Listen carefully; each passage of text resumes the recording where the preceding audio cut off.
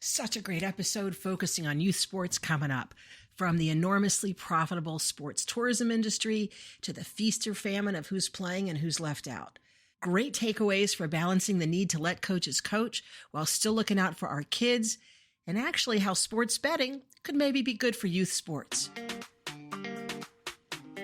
Hey, everybody. Welcome back to Dr. Momcast. I am Dr. Marla Shapiro here with some of my favorite sports neuropsychology colleagues. Dr. Alyssa Wickland, Dr. Beth Kurath, Dr. Lisa Napolbaka. Beth, you are very excited to introduce our guest speaker and kick off with things, so take it away. Thank you, Marla. Yes, I'm very excited. For our first guest, we had Linda Flanagan, who wrote a book that I devoured.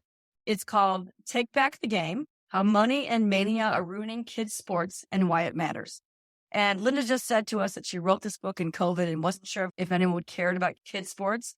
We care deeply about kids' sports. We are all sports neuropsychologists and spend our days working with athletes. So these issues are so important to us. I also have a master's in public health, and I view kids' sports through the lens of public health. So your book was, chef's kiss for me. That's so good to hear. I'm really pleased because you never know. We're super fans. As I was reading it, I was doing that meme of Christina Aguilera going like, preach. Yeah. That was me reading this book often. I made many notes highlighted. I thought you were so on point, so clearly researched, so very balanced. I even reached out to Linda on Twitter, a little stalkerish, I admit, just to tell her how much I love the book. So we're just thrilled that you could be here to discuss your book. So tell us a little bit about yourself and what inspired you to write this book. Well, I've been a lifetime athlete myself. I started playing sports when I was young, local, low key, just at home in the yard and around the corner. And I played ball and tennis in high school and took up running also in high school, but didn't really do much with it. And when I went to college, I started running for my college team, which tells you something. I didn't really run until I got to college, and then I could run for my college team because it was such a totally different universe. But also my college didn't have a women's team at the time. So it took a little lobbying on the part of a friend and I to get the school to establish a women's cross country and track team. Started running there, got to be pretty good. And unlike most young people today, I developed as a runner in graduate school and then postgraduate school life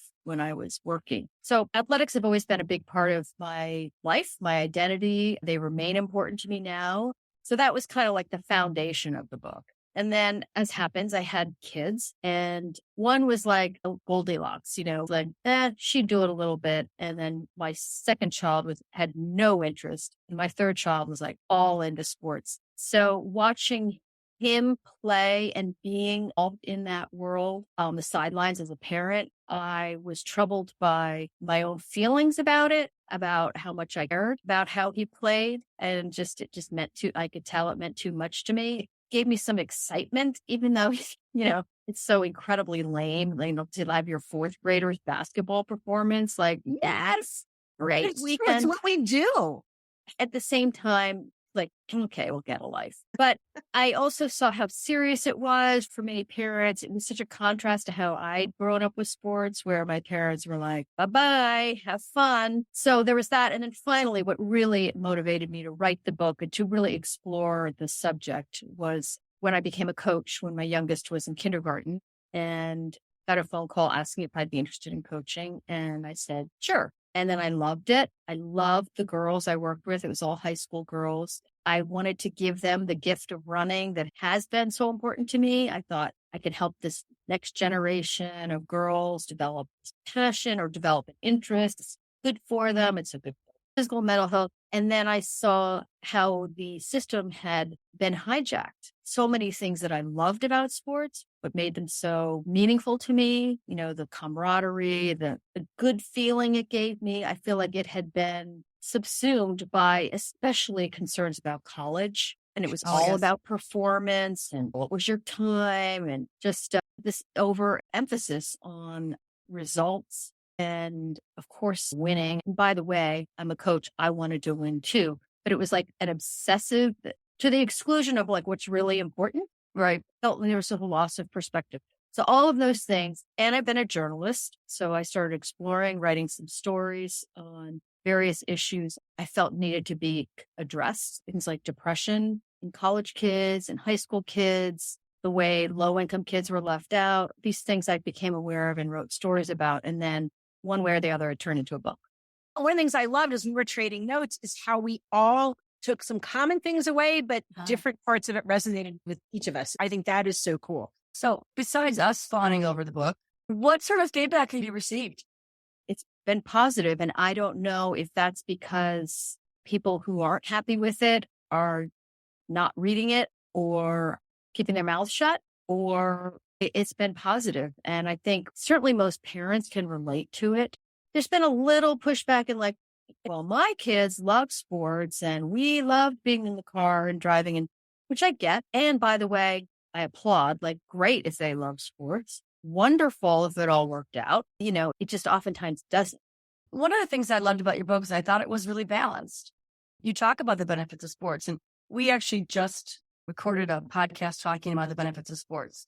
We are all, again, sports neuropsychologists, and we are parents of kids who either played sports or currently play sports. So, Yeah. We are supporters of kids playing sports. So I thought your book really laid that out well with showing the downside. Like I said, it was really balanced. So I feel like anybody who's pushing back is either not being terribly realistic about the negatives of current youth sport environment, or just somehow magically hasn't encountered the downsides, which I think is not terribly realistic. One of the things I really loved about your book is that you really laid out clearly sort of the main issues of concern. And one of them is the just obscene amount of money that is involved in youth sports these days. As you mentioned in your book, that by 2025, it estimated that youth sports will be a $67 billion industry. I can't even wrap my head around that. And the sports tourism, that was unbelievable. Yeah. You think of Disney as this mecca for warm, fuzzy, happy Mickey. Let's relive the magical kingdom of our youth. Just the dollars devoted to bringing in that income is so sobering. And it's not as easy as, let's pull back. It's such a vast, profitable industry that's complicit.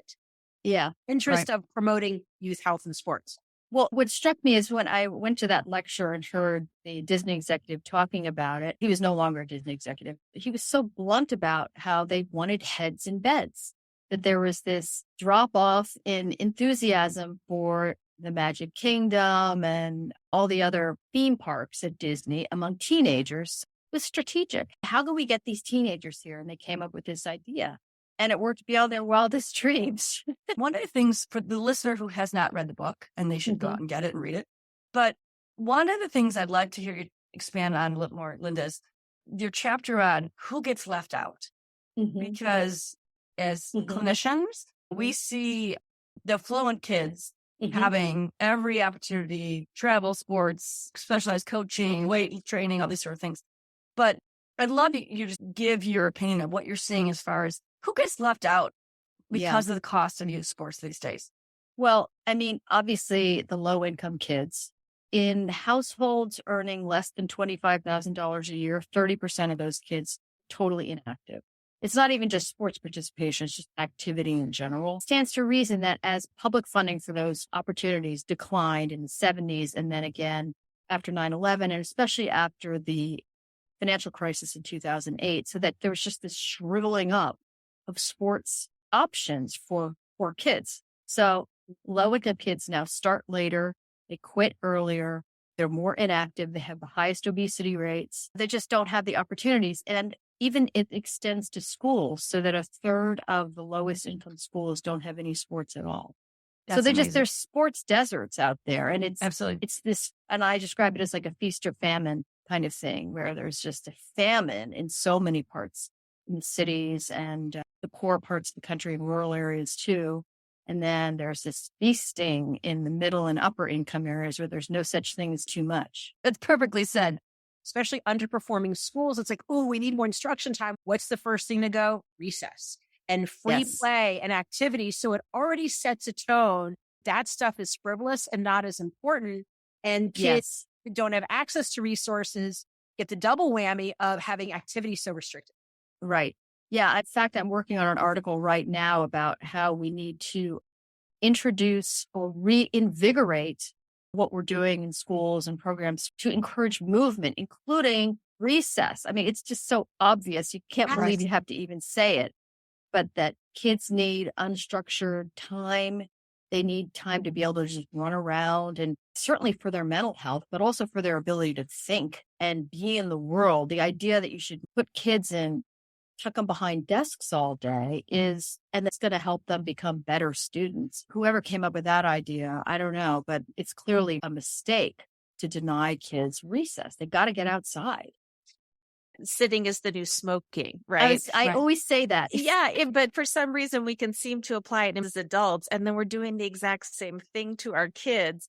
And I think you mentioned it too in your book, the average kid gets left out. That kid that just wants to be well-rounded and play multiple sports. There's not as much space is what I was hearing from you for that average kid either. I mean, and after a certain point, rec programs typically fade out, maybe through middle school, depending on how robust your town's options are, if you have a Y, whatever. The late bloomers, of course, are left out. The whole system is just so destructive to normal kids who might not develop an interest in a sport until their bodies have matured. If you're not out on the ice by age five, you're being told, forget it, you're already behind, right? Yes. It's just absurd. It is. Well, and the question is behind for what? Exactly. You know? So that you're not going to make it to the NHL? Like, okay. From what I understand, it's the coaches who want kids to play and inviting them to participate, and the coaches are intensifying it. So that's a good segue from my next point. Alyssa and I have seniors in high school, and I literally, right before this, was on a call for the financial aid for the college. So this issue of college scholarships is relevant to us and to many of their parents. I think your book did a really good job of this, is talking about how this fear of not being able to pay for your kid going to college drives a lot of this need for athletics, right? What's interesting, there's a book, I'm sure you're probably familiar with it, by Steve Morse called What Size Balls Do I Need? Which we can all agree is just a great title for a book. That is a great title. 2% of high school kids get scholarships. 0.009 of male high school students go to the NBA, right? 52 kids annually. A couple of years ago, I wrote an op-ed for the Chicago Tribune talking about unrealistic expectations people have. And for the most part, kind of like you said, it was well received, positive feedback. But it got some people who are like, you're killing the dreams of kids. And the point was more of the amount of money that parents are spending to put their kids in travel sports and is just unrealistic. But, I think the moment you give birth, you're like, how am I going to pay for college? And sports teams, particularly the club and travel sports, have really sold this false narrative that this is how you're going to pay for college. Yes, they're feeding the dream, Yeah, I know. It's 6% of high school athletes even play sports in college. So forget about any money. 2% get any money. 15% of D1 athletes get a full scholarship. And that's going to football and men's basketball and some women's basketball. This has troubled me for so long because there's obviously a disconnect. Like if you're spending thousands of dollars a year when your children are 6, 7 years old, with the idea that one day they're going to this is where I think there's a lot more going on with it. I live in a very wealthy community with well-heeled parents, well-connected, and I've rarely heard them say it'll help them get a scholarship. But there's every bit as much of an obsession with it. And I think it has a lot to do with the prestige associated with either getting into a better college, maybe not a scholarship, that they get into an Ivy where they don't get scholarships, but everybody has to go to an Ivy if they can, or a top-level D3 school, which also don't give scholarships. I think there's much more motivating it than just the scholarship pursuit. And it certainly is in some areas, but because it is so obviously misguided, I think there's more to it. I think there's a status thing on the part of parents of feeling affirmed by their kids playing sports. And of course, they want them to get into a great college. Is Lori Laughlin your neighbor? I mean, that brought that really to light, exactly what you're saying. That was really new information, I think, just a few years ago, to the level that parents would go to. But I think you talk, Linda, about it there being more to it. Well, look at the hurry up and how many AP classes can you take by the time you're 12. One of the things I really gravitated to in your book was the neglect of children's developmental needs. And to me, the sports is very much parallel to the number of AP classes. My daughter, Absolutely. private school in Yes. Atlanta, it was bragging rights of how many hours you stayed awake at night. My daughter asked to take a higher level biology class, and her advisor said, not with your bedtime. Like she couldn't sacrifice enough to do it. And they're tripping over themselves for IB and AP. And to me, that's kind of analogous to what we see It in is. sports. And that is that larger cultural thing. And so who's going to be the first to put on the brake? Right. Well, and it's all goes to the achievement orientation, obsession with achievement and visible success. And that's where I think it's so tied to a parent's feelings of worth that is tied to our kids' achievements. And so we can take the credit if they do well, but we also have to hide in a corner if they don't do well. So it's that much more important that they're taking multiple APs and, excelling on the playing field. And I have long felt that kids' interests are last on the list.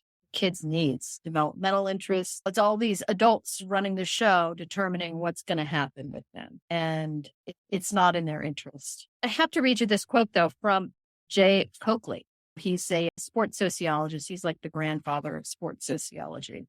And I love it so much. And it just so gets to what you're saying. He said, in a society where individualism and personal responsibility are so highly valued, parental support and love can be narrowed to a reward for doing well. Being good becomes a matter of being good at things.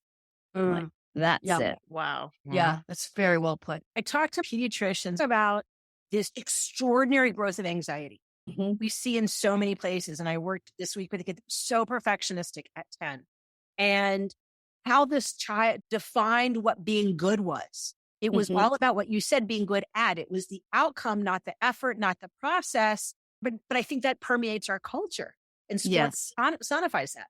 Yes. Well, and it's comparable to the fixation on grades rather than learning. Right. It's what are your grades? I don't care about what you learned as long as you got an A. It's that same mentality that is about results. We did a whole podcast about resilience, that you don't learn if you don't fail, and exactly what you're saying. So as parents, we're punitive if our kids don't perform well, or we feel embarrassed, which we might think we're hiding from them, but we're not. Yes. And if they succeed, then they have worth. And again, it's like, how are we fueling and teaching resilience to our kids if we're not letting them fail, or even worse, when they do fail, we're showing them that we're embarrassed or displeased with that failure. Or rushing in to save them. That's the other thing that so often is a problem in sports for coaches. It's about playing time and being embarrassed or put off by what the coach has done because it's somehow demeaning to the child. And this is just mortifying. And so we need to get the coach fired, or we need to complain to the athletic director. And by the way, some coaches do need to be fired. Oh, sure. I'm not defending all coaches here. But the idea that if a child has been denied something in sports, the parent should then go fix it because they're unhappy. Sports are supposed to be about where you learn tomorrow, there's another game, get up, you had a bad game today, you'll do better tomorrow. It's like there's this weird dichotomy, because on one hand, we hear about coaches that are abusive. And I love how you talk about, takeaways for coaches and knowing your coach and all that. And we want daughters especially to speak up, but concomitantly, we need parents to not speak up and kids not to speak up and let the coach do their job. And so it's this almost competing forces. Yes. Well, I had such a hard time articulating that because I get it on both sides. Like as a parent, when you feel frustrated and upset, you have to learn to keep your mouth shut and just let your child figure it out. At the same time, if a coach is being a jerk or being abusive, demeaning, belittling, punishing. Yeah, I mean, it's the opportunities here. We all have multiple opportunities to explain bad coaching behavior.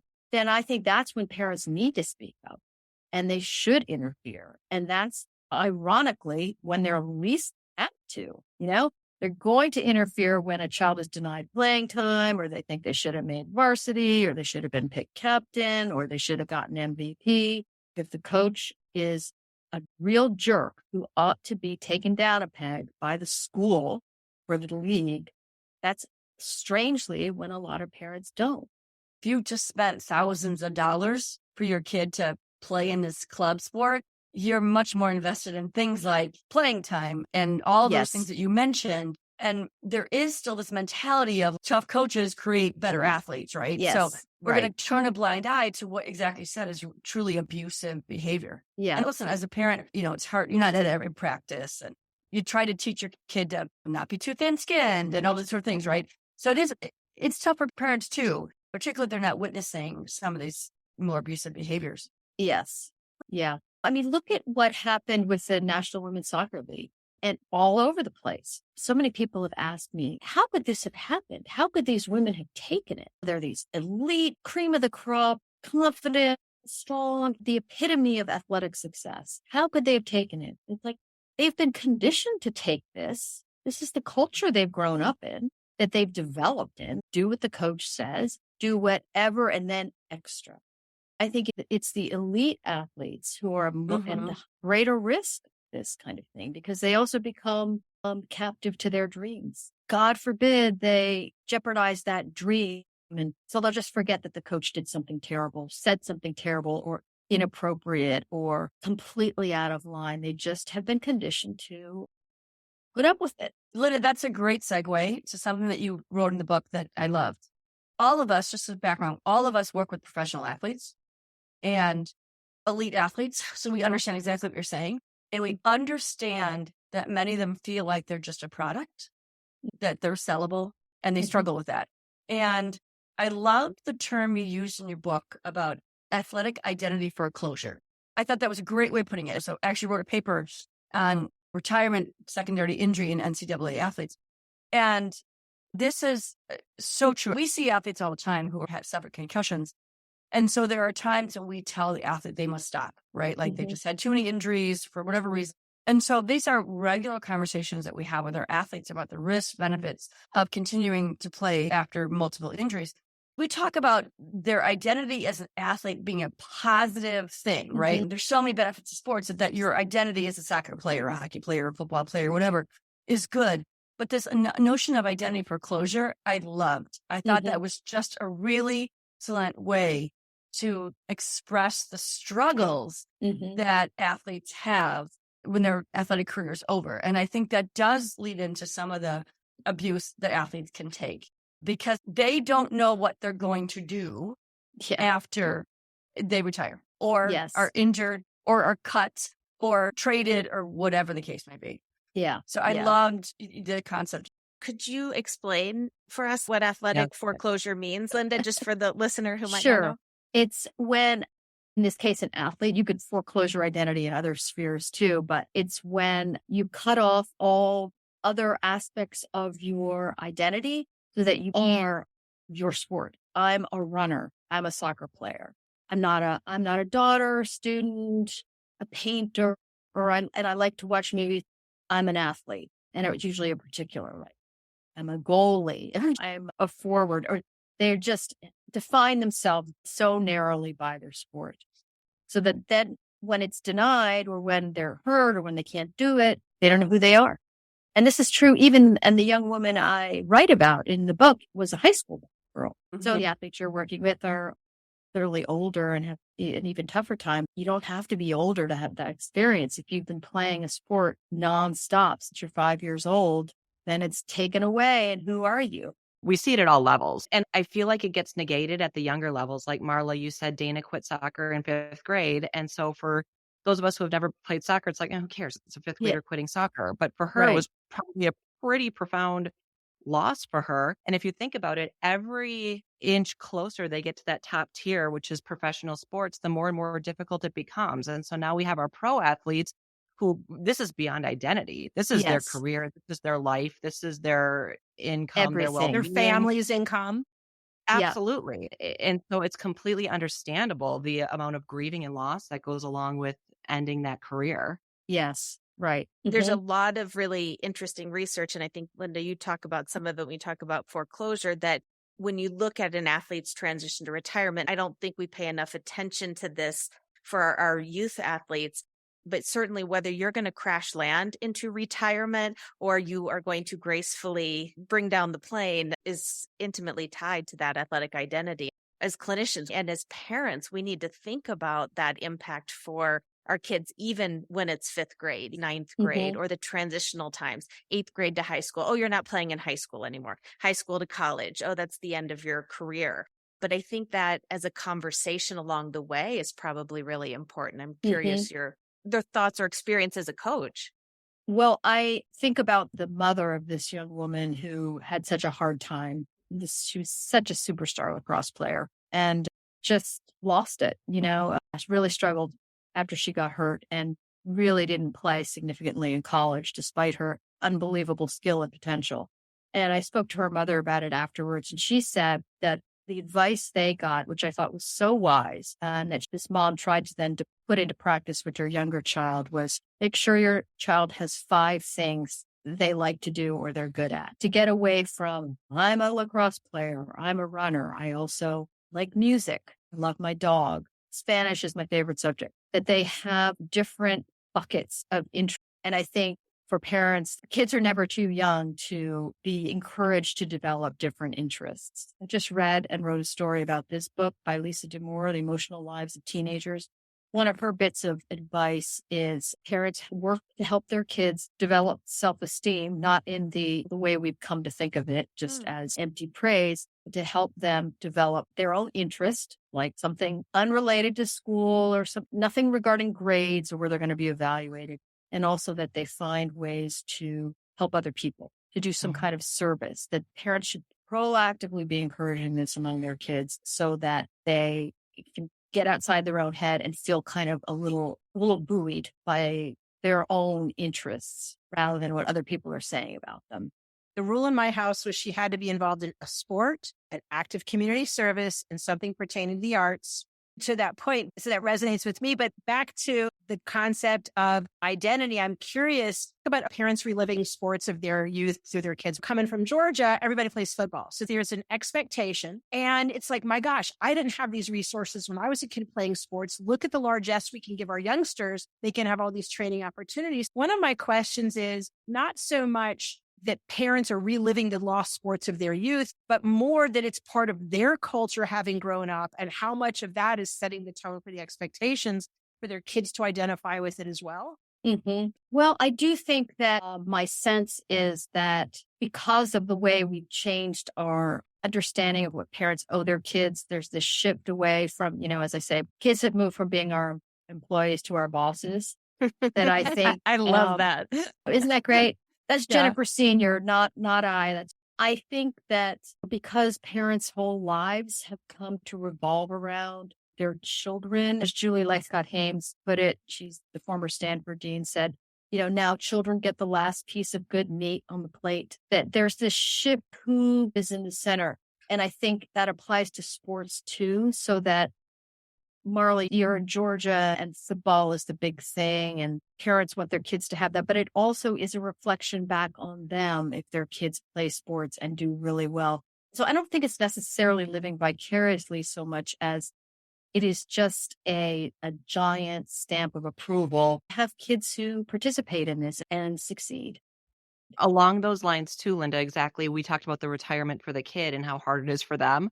Let's not ignore how hard it is for the parents when their kids retire and watch the last game of any season of any senior that's played and the tearful parents in the lobby or on the field watching them throw their last ball or hit their last puck becomes such a part of the parents' identity and the social group and social life. I think and I think it becomes hard for parents to allow their kids to retire. We'll put in quotations, but because part of that, there's a loss involved for them too, in terms of how they spend their time. One of my favorite parts of your book, I loved the permission from you to skip my children's games. So my boys are 11 and 13 and they're hockey and baseball players. And I grew up with a mom who came to every single volleyball game, every single golf match. But again, in a generation where we had one a week. And so, I was raised with this role model that you attend all of your children's games. I also have an incredibly demanding career. And then I'm trying to keep all these balls in the air to make enough money to pay for them to do this. And then feeling the pressure to be at every single game. So they see me cheering. And if I'm not at the game, I've got it queued up on my phone at the dinner so I can comment that I saw that play to make sure they know that I was watching. And I love the part of the book where you say, like, skip the game and go have lunch with your friends and teach your kids that it's just as important to have healthy adult relationships as it is to invest in them. Well, I mean, think about how you felt when your mother was there at every single event. You can't help but feel that and know that it is important to her, that the way you perform is important to her. And I think by missing games, you're signaling to your child too, that I know this is your thing. It's not my thing. And good for you. Have fun.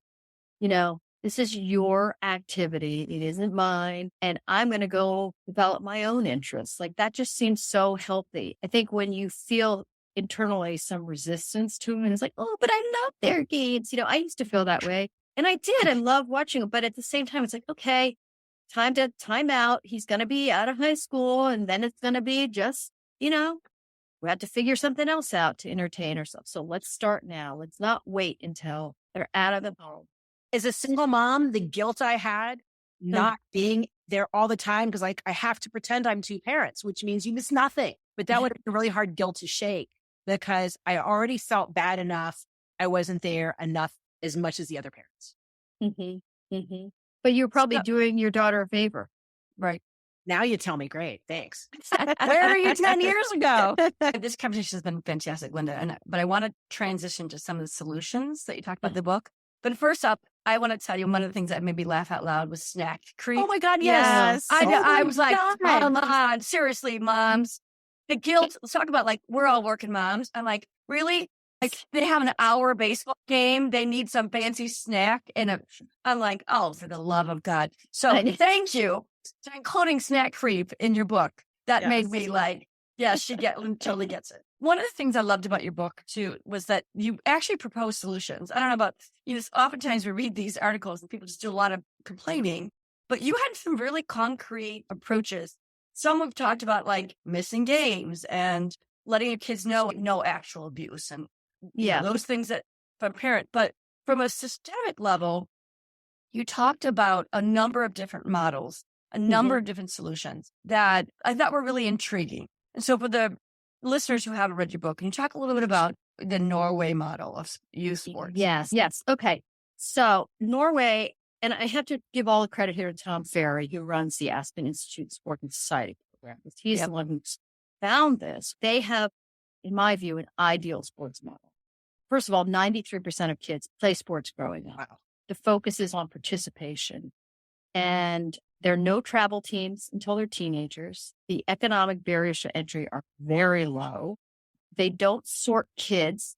It's hard for me not to use a negative term other than something like idiotic to describe the way we separate kids. It is idiotic. 8-year-olds decide who's good enough to play with the other good kids when they're 8 years old. Yeah. They don't do that in Norway. They don't divide kids by ability until age 13. They have adopted this document called the Children's Rights in Sport. It's an agreement among the people who provide sports to kids that they will follow this Children's Rights in Sport that says kids must be granted opportunities to participate in planning and execution of their own sports activities. They must decide for themselves how much to train. They can opt out of practice and games. If they don't have school-based sports there, so like in other parts of Europe, while they have strong PE in schools, they don't have after-school sports. So the sports are local and community-based, and they're publicly funded. They're funded by like gambling and other sort of vaguely not great things that we also have as well. Yes. Might as well go somewhere good though. Yeah, exactly. Yeah, it props up these community teams. And they have no national championships before age 13. They don't have big honking rings for 6-year-olds. How do the kids survive? It's amazing that they do. There's no publication of game scores or rankings. It is all about fun, play, putting the kids' interests first. It is completely the opposite of the way we do it here. And it works. And the example Tom gave was that In the 2018 Winter Olympics, Norway won 39 medals. The U.S. won 23. And obviously there's all kinds of different variables, different populations, blah, blah, blah. But the way they go about it is so smart because children have a right to play there. Absolutely. And they can leave. They don't want to play a game. They don't have to play the game. They don't have to go to practice. And just by virtue of that choice, those kids are going to feel much more intrinsic motivation to play because they don't have to. So if they choose to, they're going to do it because they enjoy it. Friends are doing it. It's the thing to do. It's a wonderful model. The Aspen Institute also, they're working towards at least messaging that model. Yes. Right. Correct. Right. There's a similar act or contract or. Yes. You're right. And some groups have adopted it. It's not, however, widely embraced in our country. Because we obviously have the championships and we do separate the weak from the strong and we do rank kids and they can't miss practice and they can't miss games because they decide to. So while there is some, and I am all for it, it would be great if that could become widely embraced in this country. So I will tell you a story related to Tom Ferry and the Aspen Institute Project Play. I've been to several of the conferences. I'm a big fan. And a few years ago, Michelle Obama, her brother Craig Robertson, and Michael Wilburn of ESPN spoke. And they were talking about this issue. Michael Wilburn told a very interesting story from a societal level, is that during the Rodney King riots, he was a brand new reporter for ESPN. And he was told to go out to Los Angeles and find a sports connection. And he's like, of the Rodney King riot? So he went out there and was approached by some gang members. And he told them what his assignment was. And they said, be here tomorrow. We'll pick you up. And he said, he thought it was taking his life in his hands, but he was there the next day. And the gang members drove him around and said, see that empty building? That used to be a rec center. Mm-hmm. See that empty field? That used to be a baseball field. And he said, we couldn't, as gang members, get to those kids because they were playing basketball inside that rec center and they had good role models of adults. And they were kept off the streets and they encouraged staying in school, all these things. And now those things are available. So those kids are easy for us to get to. The audience just sort of was stunned, right? Yeah. And Michelle, and I will not say this as eloquently as Michelle Obama did, but she said, you've all basically decided that we're not going to publicly fund recreational level and all those sort of things. You better figure out a way to do it through corporate sponsors or other things. And it's true, right? As you talk about in the book, we decided that we've just let the free market decide kids' sports instead of making it sort of essential to our kids. And that's why I'd love to have you talk more about this, what you call the Ministry of Sports. Yeah. Which made me think of Hogwarts because I love this concept. Yeah. Okay. Well, the authority on this is a woman named Dion Kohler, who is at Baltimore Law School. And she is the one who's been a vocal proponent of the idea, whereby if instead of just, again, letting all of the unregulated Wild West of youth sports where anyone can open up a gym and just be a coach and move from one place to another without any kind of oversight, if we took it seriously and established either something like the Department of Education, but a Ministry of Sports, Department of Sports, or a subsidiary of one of these, Health and Human Services, say, and if this ministry could rationalize the way we do sports here, in that, it could help with intrastate competitions, it could set standards, collect data. That's one of the big missing pieces here. Yes. That, I'm always throwing these numbers out. 36% of this and that. And I say them based on the available information, but I think we have to be very skeptical of the available information because there is no body that is following it. So Dion Kohler talks about that we need to bake youth sports into the administrative state so that we know where the holes are. We know who's getting opportunities and who isn't. Can rethink how we're doing middle school sports. Why are we separating boys and girls in elementary school? Like we do as a serious subject, a question, a matter of public health.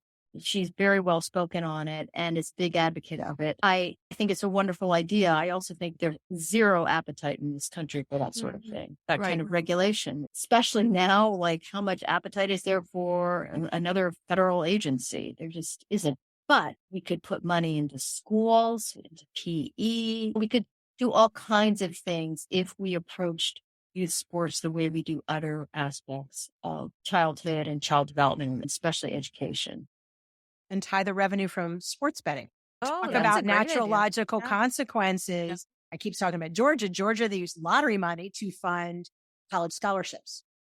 Okay. So when I bought my lottery ticket, I wasn't gambling. I was helping my nephew Jerry go to so mobile sports betting, using those revenues to reinvest in youth sports. What a great tie-in. Yes. And you alluded to some things like that. Yes. Does anybody know where the revenue for betting goes? Depends on the state. For sports betting depends on the state. Yeah. I think it's New York State that does give some money to youth sports. Yes, that's the one I profiled. A woman named Monica Wallace got it through the New York State legislature. Okay. And she made sure that $5 million of that money from sports betting would go to fund sports development programs in low-income areas. And I think it's been adopted in other states as well. You know, people are looking at health risk disparities in all kinds of ways. And I wonder, are there funding opportunities there? I don't know if I'm making this up, but I swear I read this 10 years ago, Greensboro, North Carolina, some elementary school, they put like the penalty thingies under kids' classroom desks. Oh. I saw reading scores increase.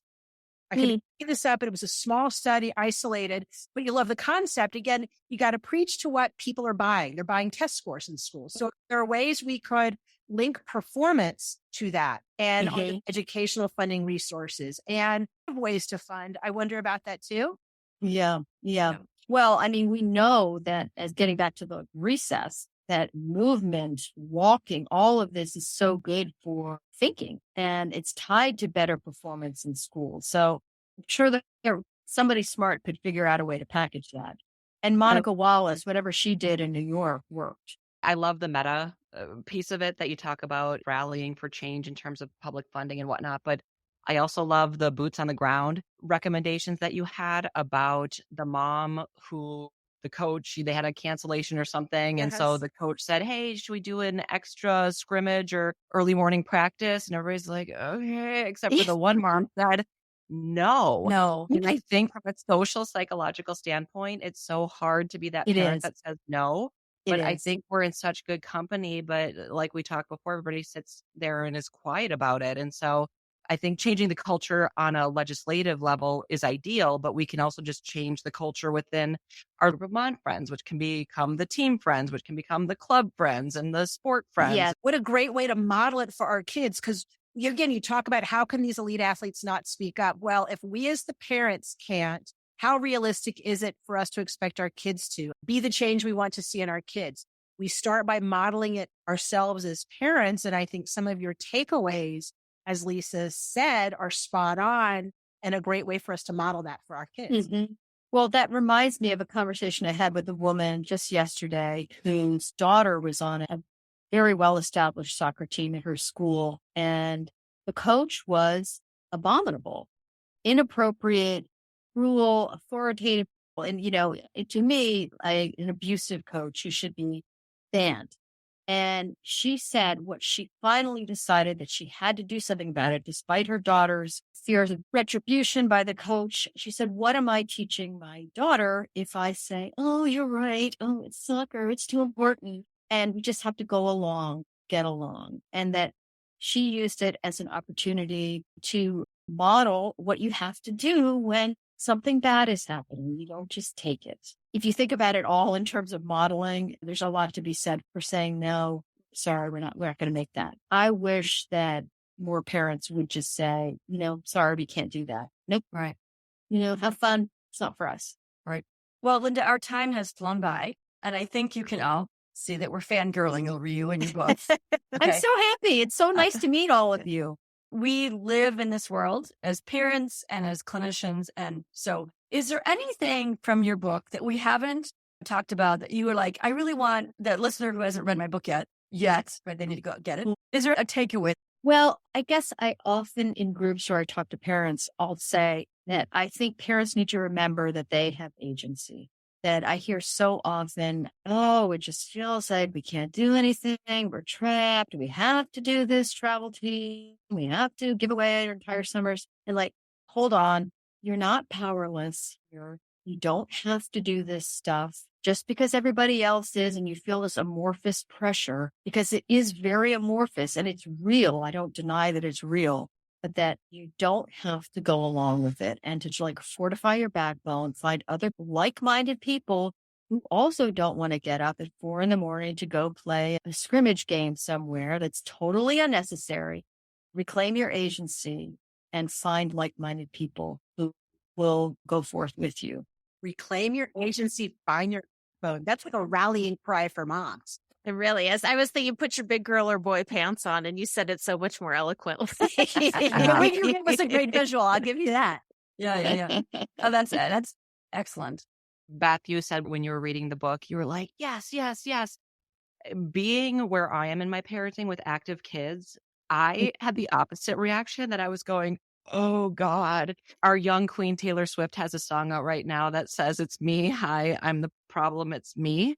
And there was a lot of dissonance, like honestly, hearing a lot of what you were talking about. And so I would say everybody at home should read the book. And the book was enormously helpful, but it's hard work. And It is. it's one It of is those hard work. things that you start to read about it. And I love the humanity that you include with your own stories, being a mom Yes. fangirling over your Yes. 10-year-old boy at the side of the court. Mm. So yeah, it's hard to make those changes, but I think it's worth it. And I think your book does a good job of emphasizing that. Well, thank you. I do sympathize. When you're older, you can see how kind of crazy it is and like, what was I thinking? Right. It's easier to be like, oh, just be strong. But when you're going through, it really is Yeah. difficult. And that's why if you can find other people, we're like, yeah, we're bringing munchkins to this Mhm. big event over the weekend. I'm not making homemade, yogurt parfaits for all the kids. Like, this is crazy. I'm not doing it. You can just find those people. I think it can be a lot easier. Well, Linda, I just can't thank you enough. It's really great to talk to all of you. And I'm really happy the book resonated with you.